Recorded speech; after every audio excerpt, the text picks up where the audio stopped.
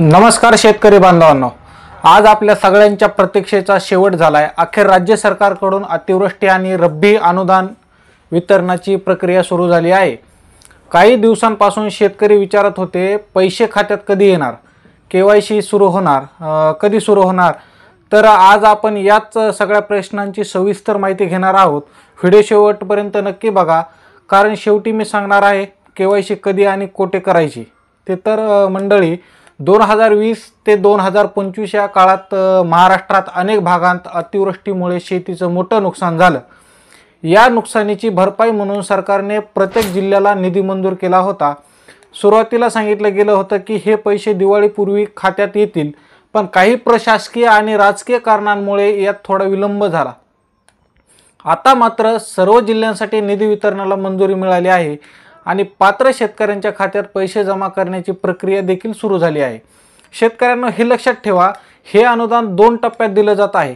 पहिला टप्पा म्हणजे हा टप्पा त्याच्यासाठी आहे ज्यांचे फार्मर आयडी बनलेले आहेत आणि मंजूर आहेत। अशा शेतकऱ्यांच्या आधार लिंक असलेल्या बँक खात्यांमध्ये थेट पैसे जमा केले जात आहेत। सरकारच्या काही माहितीनुसार पुढील 8 ते 15 दिवसांमध्ये हा पहिला टप्पा पूर्ण होईल। म्हणजे तुमचं फार्मर आयडी जर तयार आणि अप्रूव्ह असेल तर पुढच्या 2 आठवड्यात तुमच्या खात्यात थेट पैसे येण्याची शक्यता आहे। दुसरा टप्पा म्हणजे हा टप्पा त्या शेतकऱ्यांसाठी आहे ज्यांचे फार्मर आयडी बदलून अजून बनलेले नाहीत किंवा अप्रूव्ह झालेले नाहीत। तसेच जॉईंट होल्डिंग्स सामायिक शेती असलेले शेतकरी आणि मयत शेतकऱ्यांचे वारसदार ज्यांनी आवश्यक कागदपत्र व बॉन्ड तयार केले आहेत, या सर्व शेतकऱ्यांच्या याद्या पहिला टप्पा पूर्ण झाल्यानंतर तयार केल्या जातील। त्यानंतर या गटाला अनुदान मिळेल। आता प्रश्न, केवायसी कधी करायची आणि कुठे करायची?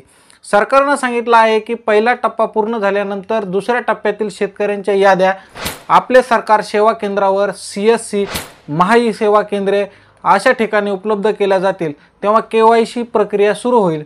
यासाठी डिसेंबरपर्यंतचा कालावधी लागू शकतो। म्हणजे साधारण डिसेंबरच्या दुसऱ्या आठवड्यात केवायसी सुरू होण्याची शक्यता आहे।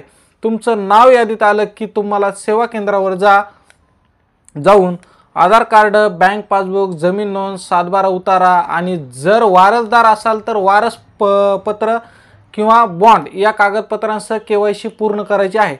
शेतकरी बांधवांनो, जर तुमचं फार्मर आयडी अजून देखील बनलेलं नसेल तर विलंब न करता ताबडतोब बनवून घ्या, कारण जर तुमचं फार्मर आयडी तयार असेल तर तुम्हाला केवायसी न करता थेट अनुदानाचं वितरण होऊ शकतं।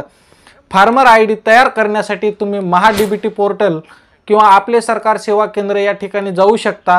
तिथे तुमचा आधार नंबर, बँक खाते आणि शेतीची माहिती भरून तुमचं आयडी तयार केलं जाईल। एकदा आयडी अप्रूव्ह झालं की तुम्ही थेट अनुदानासाठी पात्र ठरता। पहिल्या टप्प्यात फार्मर आयडी असलेल्या शेतकऱ्यांना पैसे मिळत आहेत। दुसऱ्या टप्प्यात जॉईंट होल्डिंग आणि वारसदार शेतकऱ्यांना मिळणार आहेत। केवायसी प्रक्रिया डिसेंबरपासून सुरू होईल आणि ज्यांचे फार्मर आयडी नाहीत त्यांनी तात्काळ तयार करून घ्यावे। म्हणून शेतकरी बांधवांना थोडं संयम ठेवा, कारण प्रक्रिया सुरू झाली आहे। तुमचे पैसे लवकरच खात्यात जमा होतील। आणि लक्षात ठेवा, फसवणूक करणारे फोन, लिंक किंवा ॲप्सवर विश्वास ठेवू नका। फक्त शासनाच्या अधिकृत वेबसाईट्स आणि सेवा केंद्रावरच काम करा। हा व्हिडिओ उपयोगी वाटला असेल तर लाईक करा, आपल्या शेतकरी मित्रांना शेअर करा आणि अशाच अपडेटसाठी चॅनल सबस्क्राईब करायला विसरू नका। धन्यवाद। जय जवान, जय किसान।